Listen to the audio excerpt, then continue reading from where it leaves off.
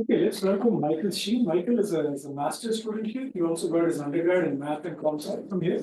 He's in his first year of business, and there was a breakthrough in learning in what is called boosting that simplifying stuff known from before, and yeah, we're happy to have that. Okay, hi everyone. In this presentation, we're going to broadly cover the topic of boosting, which is a very powerful technique in machine learning in which we can transform what are called weak learners, which are basically just models that predict slightly better than a random guess or a coin toss, and we can transform them into a much more powerful and accurate predictor. In particular, we're going to focus on this paper titled "The Many Faces of Optimal Weak to Strong Learning," and it was published relatively recently, actually just a couple of months ago. And in this paper, the authors detail a new boosting algorithm which achieves something that's called optimal sample complexity. And we're going to define all these terms later on in the presentation. And just in general, if anyone has any questions or clarifying things that they want to ask during the presentation, please feel free to interrupt and I'll try my best to answer any questions that anyone might have.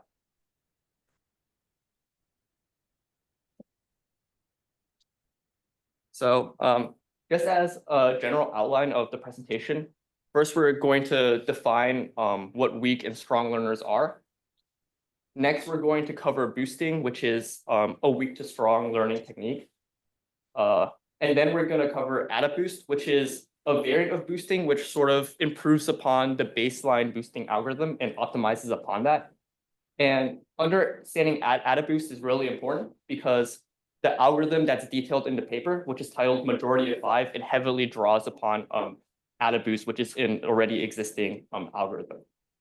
And then we're going to cover Majority of 5, which is the algorithm detailed in the paper and what the algorithm is and some of the intuition behind why it achieves optimal sample complexity.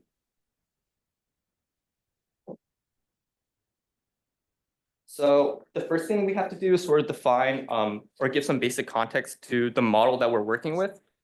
So we're given a fixed distribution D, which is a map which has the input space X, and then their corresponding labels, which are either -1 or 1. So we're going to be working in a binary classification context. And this distribution D is what our model is going to be trying to learn. We also have a known hypothesis class H, which is just any set of functions that maps the input space X to their labels -1 or 1. One example of this in the two-dimensional space could be the set of all hyperplanes, where everything on one side of the hyperplane is labeled one label and everything on the other side is labeled another. And then what our models are going to do is we're going to draw M IID training samples from the distribution D, and we're going to label this training set S, and this is the data that our model is going to train on. Our algorithm will produce a hypothesis or classifier H sub S from our hypothesis class H. And we're going to define the error over the distribution of this hypothesis or classifier as the probability over all points X, Y from the distribution that our hypothesis makes a prediction that is different from the true label. So it predicts -1 when the true label is 1 or vice versa. It seems that your test distribution is the same as the training distribution, both are ST. Yeah, the training distribution is it's of size M. It's just M IID samples from D. So it's not really a set in the sense that since it's IID, we might draw the same point, but it's just like, yeah, it's just yeah, it's the same distribution that we're working with. Yeah.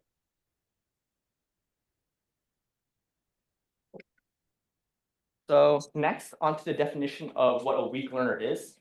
Informally, it's just any model that performs slightly better than a random guess. So just flipping a coin and then randomly assigning a label to a training one. More formally defined, when we're given M IID training samples from D, we produce with probability 1 minus delta a classifier H sub S from the hypothesis class, where the error rate is less than or equal to 1/2 minus gamma, where gamma is any constant greater than 0. So as you can see, it really doesn't take much for something to be better than a weak classifier, as long as it just performs better than a coin toss. It can be arbitrarily close to 1/2, but as long as the error rate is less than it, it still falls under the category of a weak learner. And in this case, we refer to the weak learner as a gamma weak learner. Gamma being how much lower the error is than 1/2.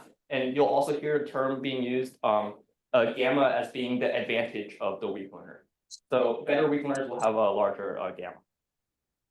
And generally we think of M, which is the number of training samples that we're drawing, and delta, which is sort of a measure of the confidence, as depending on the hypothesis class H and not the distribution D per se, because the weak learner should be able to produce this classifier given any distribution D.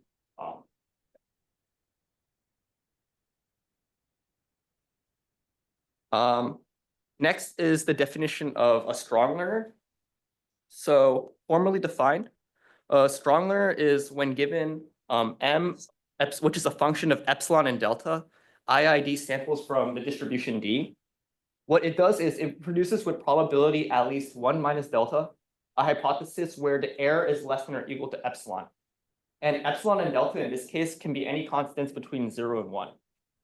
So as we can see, this is already a much more powerful definition because we can make epsilon arbitrarily close to 0. So any strong learner can obtain arbitrarily high accuracy when given enough training examples. And the number of training examples it needs to obtain an error rate less than epsilon is what we call the sample complexity of a strong learner. And this is usually how we measure the performance of a strong learner, or at least one way that we measure the performance of a strong learner, given that it can always drive the training error to 0. We want to minimize the number of training samples that it needs in order to do so. So the natural question that was asked was, can we always create a strong learner from weak learners? And the answer is yes. One way of doing so is through boosting. And what boosting does is it creates a strong learner by creating an ensemble classifier consisting of a combination of weak learners. So it's an iterative process. So this is sort of like the generic form for how a strong learner is classified. Capital H sub t of x is the strong learner. And let's say this algorithm is running for t iterations. At every iteration t, we add a weak classifier, which is the little ht of x. And then we also multiply it by a small weight or step size alpha. And this is already a very remarkable result because each individual small classifier is extremely weak. It's just barely better than a random guess. But just by combining them in such a manner, we're able to create a strong learner that can obtain arbitrarily high accuracy. So, and will you finally take the sign of the right-hand side? Yeah. Yeah, alpha t, does it like sum up to 1 and non-negative? Yeah, it's usually non-negative. But yeah, I think it usually can sum up to 1, but how we define alpha is going to be shown later. But if you're taking sign, then it need not add up. Yeah, it doesn't have to add up to 1. That's true. So just to give some intuition about how boosting is going to achieve this result, let's just think about it in this way. Let's say we have n training examples, x1, y1, x2, y2, all the way up to xn, yn. Let's define a vector y in n-dimensional space that consists of all the true labels of our training points. So y1, y2, all the way up to yn. So we can think of this as a vector in n-dimensional space. And this is sort of where we want to get to. And when we're first beginning our boosting algorithm, we're at the origin because we don't, our model isn't predicting anything. Let's define another vector h, which is also an n-dimensional vector consisting of the predictions that our first weak classifier gives. So we just started a boosting algorithm, and our algorithm produces a weak classifier little h. Let's define the vector h to be a vector consisting of what this weak learner predicts for each training point. So h of x1, h of x2, all the way up to h of xn. And since we have a weak learner, we can assume that this h vector, that the predictions that it gives is not going to be very good. So as you can see, it's a pretty crude drawing, but h of x1 to xn is pretty far off from y1 of yn. So this is where we're at right now. We have a weak learner. What boosting does is it asks the question, how can we use a bunch of these weak learners and get closer and closer to where we want to go? So the intuition behind boosting is since we know it's a bad learner, we're not going to trust it all the way. We're just going to take a small step in that direction. And then, so that's like outlined in red. That's sort of the strong learner that we're in the process of building. So after one step, we take like a really small step in that direction, and then our y vector will change. And then, all right, let's say our next weak learner that our algorithm outputs is the next little h that's like below it. And then we're just going to take another small step in that direction.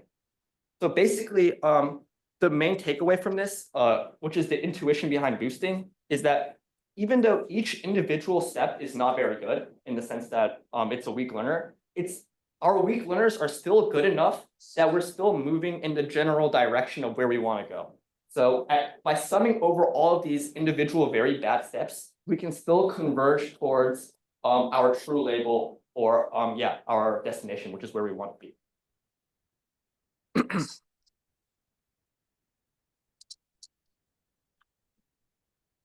So I mentioned that at every iteration, we have to select a weak learner H to add to our ensemble model. So the question has to be, how do we know what little h from our hypothesis class we want to add? Because the hypothesis class can be really big. It can even be infinite. So the way that we want to do that is first we have to introduce the notion of a loss function. And the loss function can be any convex or differentiable function in our case. And let's say we run our boosting algorithm for a certain number of iterations.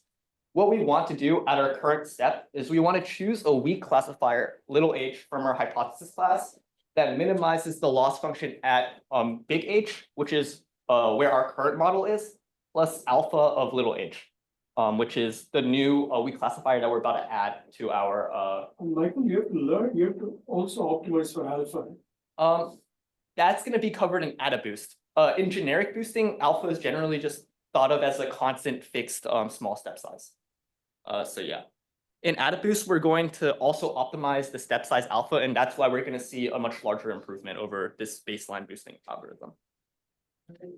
Yeah, the H is a set of classifier, yes. Oh yeah, sorry, I should have used different notation. The H being in the big H, that H is the set of all, that's the hypothesis class, which is the set of all the weak classifiers. But then the current H and then the H inside the loss function, that's the strong learner that we're currently in the process of building. So yeah, that's my bad. That's a good clarification to make. So the way we're going to do this is we're going to perform something that's really similar to gradient descent, except in sort of a function space. So normally like in a neural network or something, at every iteration, you optimize over the parameters of the model or the parameters of the function. Here, what we're going to do is we're going to optimize over the function itself. So what we wanted to do was we want to minimize the loss function at capital H plus alpha little h. We can use Taylor approximation and approximize that to be around the loss function at H plus the inner product between the gradient of the loss function at H and alpha little h. But I just took the alpha out because it's a constant. And in function space, the very nice thing that we can do is we can define the inner product between two functions as the integral over the entire domain of h of x times g of x. But for us, since what we're only really interested in is the training set, and this is sort of what that's sort of the only information that we have, what we can do is we can define the inner product between two functions as the sum over I equals 1 to n over all points of the points in our training set, h of xi times g of xi. So basically what we want is we want to choose a weak classifier from our hypothesis class that minimizes the sum over all of the training points of the gradient of the loss function with respect to capital H of xi, which is our current strong classifier, and little h of xi, which is the weak classifier that we're going to pick. So just to give a more concrete example, just to kind of show how this works, let's just say we define our loss function to be the squared loss function. So in this case, what we would want to minimize is the inner product, which is the gradient of the loss function with respect to h of xi times little h of xi. If you differentiate the squared loss function with respect to capital H of xi, you get capital H of xi minus yi. And if you think about this graphically, what this vector is it's the vector pointing from a yi, which is the true label, directly back to capital H of xi, which is where our current model or prediction is at. So if we want to choose a weak classifier that minimizes the inner product between itself and this vector, the vector that would do that would be the vector pointing directly in the opposite direction. So the vector pointing directly from our current model straight to the true training point. And in a perfect world, we would have a weak classifier that would point that way, but usually we don't. So that's why we want to pick the weak learner that is most similar to that vector, and then we'll just iteratively continue the process. And as long as this inner product term here is less than 0, we can continue to progress with our algorithm, because that means that we're going to be gaining distance towards our true label. In the case where the inner product is exactly equal to 0, that means that we're orthogonal to the gradient. And if you think about it that way, if we're moving orthogonal to where we want to go, then we're not going to be making any progress. And in that case, our best weak classifier is just as good as a random coin toss, and then we would terminate the algorithm. So this is the generic boosting pseudocode, just to sort of put everything together. As input, basically what it takes is a loss function, which is any function that's convex and differentiable, a small fixed step size alpha, and then the training set x, y, y, and then an algorithm A, which is going to choose the best weak learner at every iteration. So initially, we set our model to just 0, and then let's just say we're running this for t iterations. First, we compute for all the training points the gradient with respect to capital H of xi, and then we want to choose the weak classifier that minimizes the inner product between itself and that gradient. If this inner product is less than 0, then we can go ahead and add this weak classifier to our ensemble algorithm. Otherwise, our weak learners aren't strong enough to continue to make progress, so then we just terminate the algorithm. So yeah. Next, we're going to talk about AdaBoost, which is an improvement upon this baseline boosting algorithm.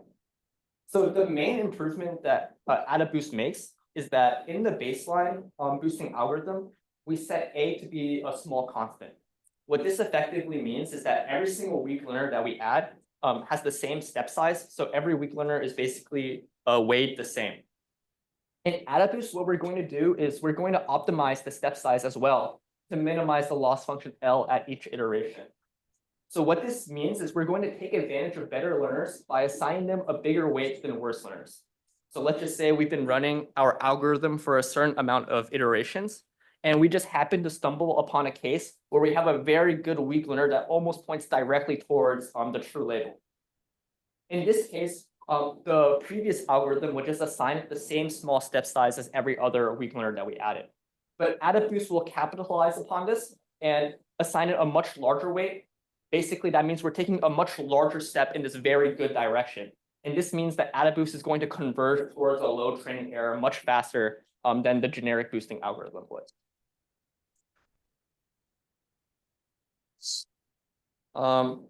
In terms of picking a weak learner for AdaBoost, it's basically the same as the generic boosting algorithm, except for us, for AdaBoost, which stands for adaptive boosting, sorry, just wanted to put that out there. The loss function is going to be the exponential loss function. And another difference with AdaBoost is we're going to assign a weight to each training point. So given a training point xi, yi, we'll assign it a weight wi, which is equal to 1 over z times e to negative yi h of xi. And z is just a normalization factor, so all the wi's add up to 1. Z is going to be equal to the loss function. And this gives a very nice intuitive meaning to the weight of each training point. Basically, the weight of each training point is the relative contribution of the point to the overall loss. And what we're going to see is that after each iteration, incorrectly predicted samples are going to be weighed heavier, and correctly predicted samples are going to decrease in weight. So as I mentioned earlier, the loss function is just the exponential loss function. the gradient with respect to capital H of xi is negative yi e to negative yi h of xi. So what we want is we want to find the minimum little h. We want to find the little h that minimizes the inner product between the gradient, which is that, and the little h.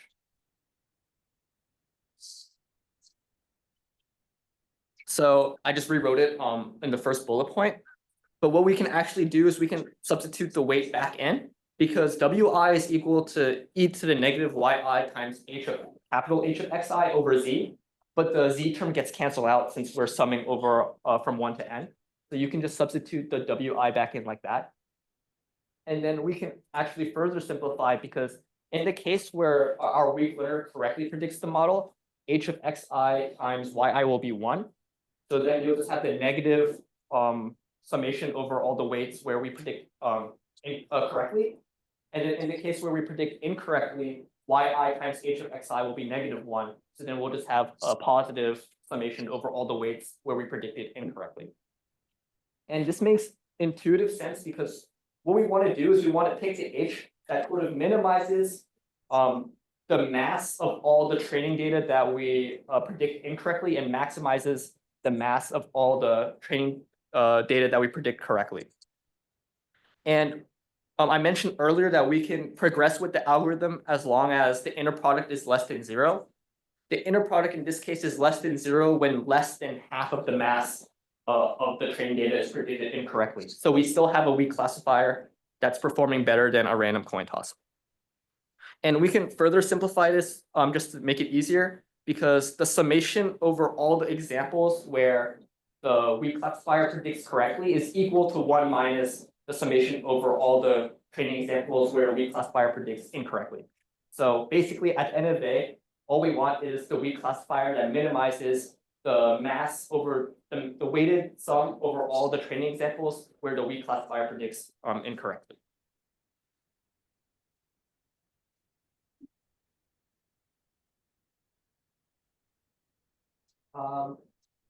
Yeah, so next is picking the step size, and this is the part that's different from the generic boosting algorithm, where we optimize the step size alpha.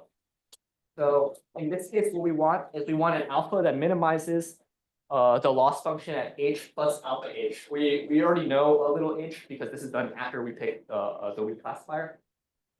So that's equivalent to finding the alpha that minimizes the sum from I equals 1 to n of e to the negative yi times h of xi plus alpha little h of xi. That's just plugging h plus alpha little h back into the exponential loss function.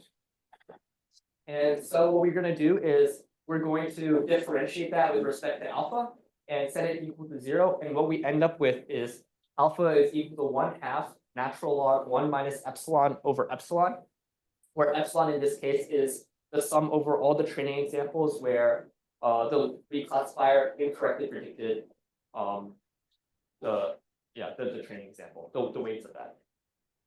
And this graph here is just a graph showcasing like how we pick the step size. Alpha is the y-axis, and epsilon, which you can kind of think of as the total error, is the x-axis. Epsilon is going to be between 0 and 1. 0 if it gets everything right, and 1 if it gets everything wrong. As we get closer and closer to 0, that means our model is doing better and better and correctly predicting a lot of the samples. So then we want to assign a very positive step size, and then vice versa if we're predicting a lot of things wrong and it gets closer and closer to 1. And then in the case where it's exactly 1/2, this is sort of the case where we're orthogonal to the gradient and we're just basically flipping a coin. So at that point, we'd assign it a step size of 0 and terminate the algorithm.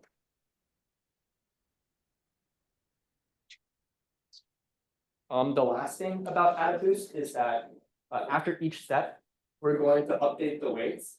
So for a given training example, xi, yi, we're going to scale the weight by a factor of e to the negative alpha h of xi times yi.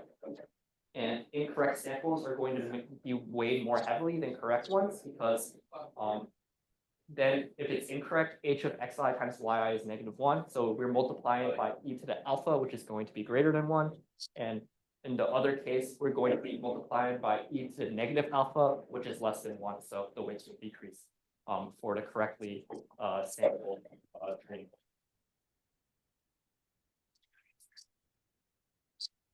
So next, I'm going to talk about some of the motivation behind sample or optimal sample boosting algorithms.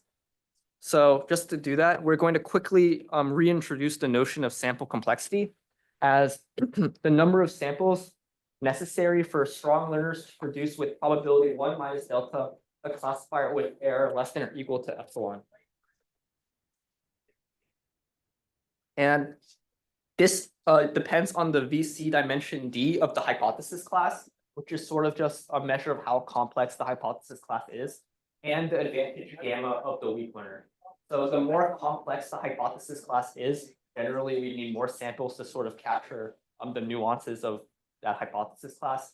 And the larger gamma is, which is the better our weak learner is, we would just need less samples then to drive the training error lower.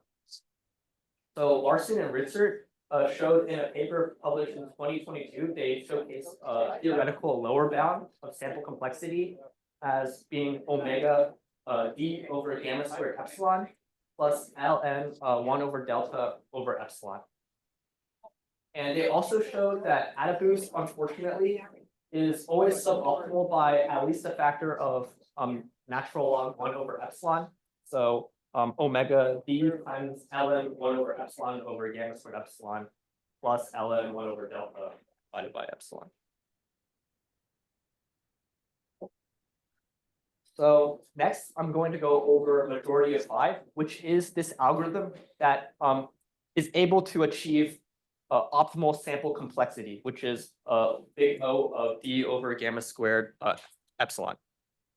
So just to describe how the algorithm works, it's actually extremely simple. Basically, all you have to do is you have your training set and you partition it into 5 equal disjoint sections. And then on each section, you independently run an instance of AdaBoost to produce classifiers, let's say F1, F2, all the way up to F5. And then all you have to do is, let's say you have an example, you have an element from your test set. You just run all 5 of your independently trained AdaBoosts on that test set, and then you just take the majority vote of what they say. So you combine the classifiers, and your new classifier g of x, which is your final classifier or model, is just equal to the sign of the summation of the predictions of the 5 independent AdaBoosts that you've trained on the 5 partitions of your test set. And just like that, this model is able to achieve optimal sample complexity. It says here that it achieves optimal maximum error order of d over gamma squared m in expectation, but we'll show that that's equivalent to it achieving optimal sample complexity.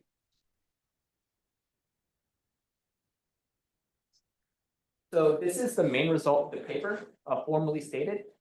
Basically, what it means is for any distribution d, given an input space x and the labels -1 or 1, and any gamma weak learner w using a hypothesis set h of VC dimension d, it holds for a training set S, which is m IID samples drawn from d, that running majority of 5 on S to obtain a hypothesis d satisfies that the error over the distribution d is of order O of d, or sorry, d over gamma squared m in expectation. And it's random because the way that we partition the training set is random. So in particular, this is the same as saying that the error in expectation of g is less than or equal to epsilon when we're given m, which is equal to theta of d over gamma squared epsilon samples. And this part right here is exactly the definition of sample complexity that I mentioned earlier.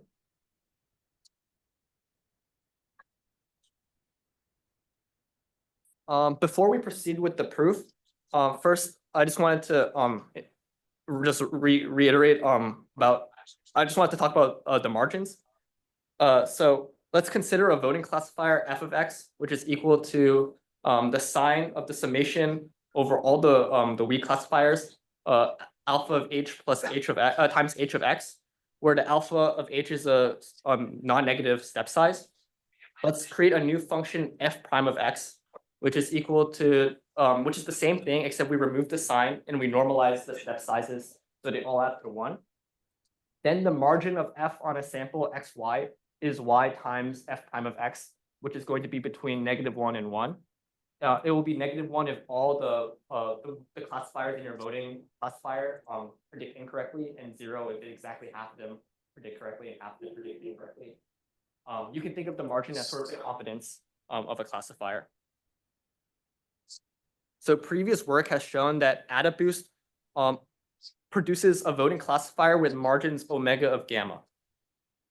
And for the sake of the proof, let's just assume that we know voting classifiers with margin omega gamma have expected maximum error less than or equal to order of square root d over gamma squared m on the distribution when given m samples.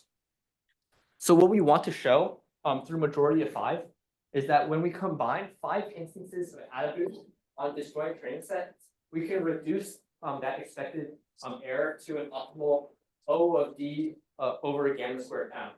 So right now we're suboptimal by like a polynomial degree, because square root of something less than 1 is bigger than it without the square root. So now we're going to proceed with the proof. And this is sort of just like a high level description of the proof. If you want to know like all the small details, I would recommend reading the paper. But basically how the proof proceeds is we're going to consider a single instance of AdaBoost that's run on n equals m over 5 samples. So one of the partitions that we've made. For some instance x in the input domain, let's define the probability p of x as the probability over all possible samples of size n that an AdaBoost trained on that sample errs on that given data point. Next, let's partition the input domain x based on these p of x's. So we'll define for I equals 1 up to infinity the sets Ri, where Ri consists of all x in the input domain, where p of x is between 2 to the negative I and 2 to the negative I plus 1.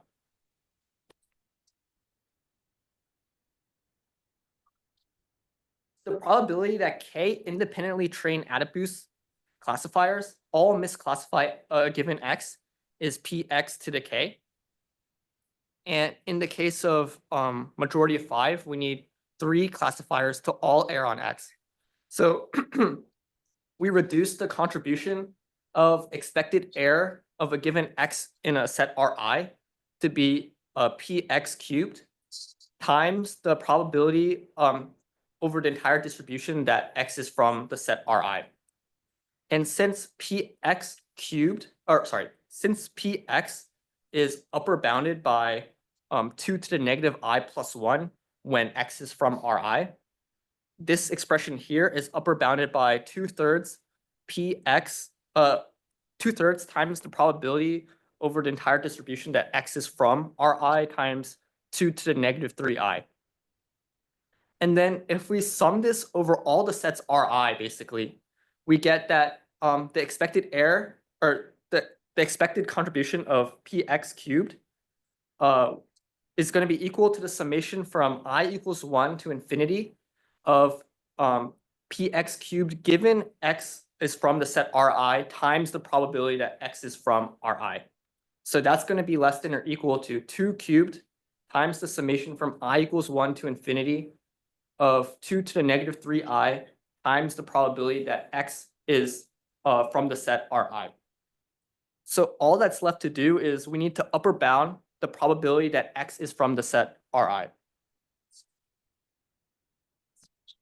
In particular, if we can show that the probability of x being from the set Ri is upper bounded by a big O of 2 to the 2id over gamma squared m, then we can show that the expected error is less than or equal to 2 cubed d over gamma squared m times the sum from I equals 1 to infinity of 2 to the negative I, which is O of d over gamma squared m.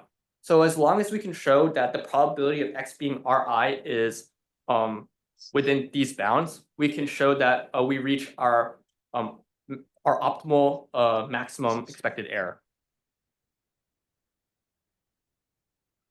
So in order to do this, let's consider the distribution di, which is d conditioned on receiving a sample from Ri. Note that the expected number of samples from Ri is, we'll call this mi. It's equal to the probability of x being in Ri times m. And we know that AdaBoost obtains margins of gamma or of omega gamma on all samples from di. So so we can define pi as being O of square root d over gamma squared mi.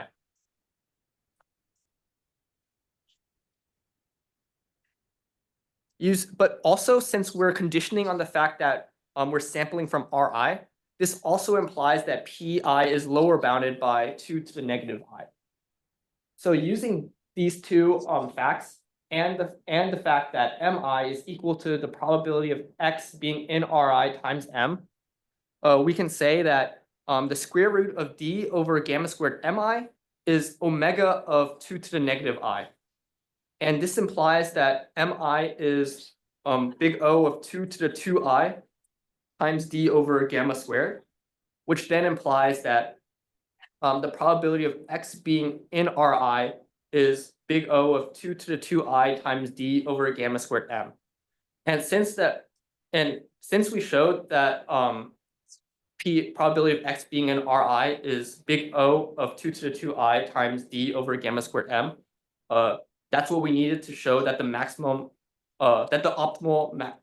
maximum expected error is less than O to the d over gamma squared m, and this concludes the proof. So that's sort of a high level overview of how the proof proceeds. Like I mentioned earlier, if you want a more rigorous, to see a more rigorous sort of explanation of the proof, I would recommend just quickly looking at the paper. Curious, can you explain why majority of 3 or majority of 7? Right.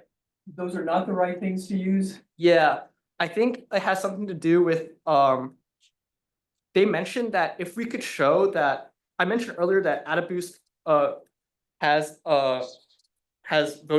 produces a voting classifier with margins omega of gamma. They mentioned in the paper that if you could show that this bound was tight, it had a lower bound and an upper bound, then you could use majority of 3, and that would suffice. But I'm not 100% sure of why I guess 5 was just the smallest number that they could settle and still show the proof. I would have to review why, if they could show this bound was tight, why majority of 3 would suffice in that case. Yeah, but that's just some insight about why maybe they settled on 5 as their number. Yeah. So when you combine 5 classifiers like this, how do you know that the generalization error is still small? Is that because the VC dimension is still going to be small of the combined classifier? I think so, yeah. I'm not 100% sure though about that one. So far, you mainly spoke about finding a hypothesis that's close to the training vector, right? So how do you know that it generalizes well? Maybe why there's not like overfitting? Yeah, boosting in general has been shown to be quite resistant to overfitting. I think it has something to do with like the way that it's iteratively built. But for this algorithm in particular, I'm not sure why it's resistant to like overfitting. But maybe because you hypothesize that H has VC dimension D. So when you put together 5 of these using majority, maybe the full VC dimension doesn't blow up by so much. Yeah, maybe it's close to D then in that case, yeah. They ran some empirical pilot studies of this new majority of 5 algorithm, and it seems to do better on large data sets compared to other sample optimal boosting algorithms, but it seems to perform worse on smaller data sets. I think it's because if you make the data set small and then you divide it by 5 again, then each individual AdaBoost has just such little data to work with. So yeah, maybe that's some insight towards that. Yeah. also wondering, in your first version of boosting where you consider alpha to be like a fixed constant, Mhm. can you use LP optimization to find like which like, I guess like you're trying to select like a little h from like a set of weak terms, right? Right. Can you, to maximize like the vector function, can you use LP optimization and maybe also run that? I'm not sure. Maybe it's possible. I haven't looked too much into that though, so yeah, sorry.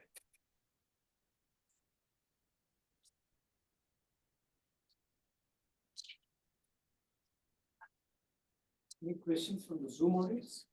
Okay.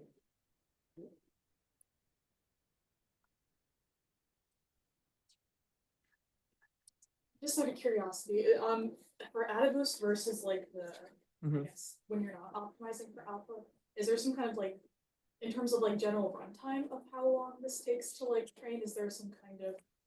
Yeah. about that? It's definitely faster. I couldn't tell you off the top of my head how much faster though. So, but there was the capital T right, that you had originally in AdaBoost. That's the runtime, isn't it? That's the number of iterations. If you go back, right, so you had a capital T, isn't that the description of boost? Oh, this? Wasn't there or even somewhere before maybe so?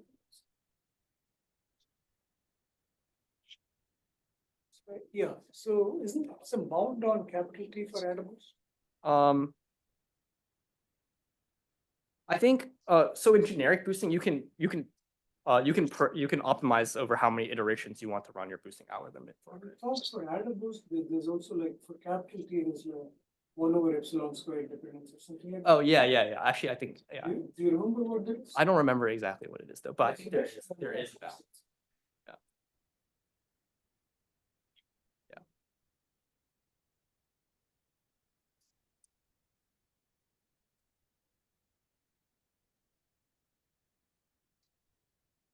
Let's thank Michael.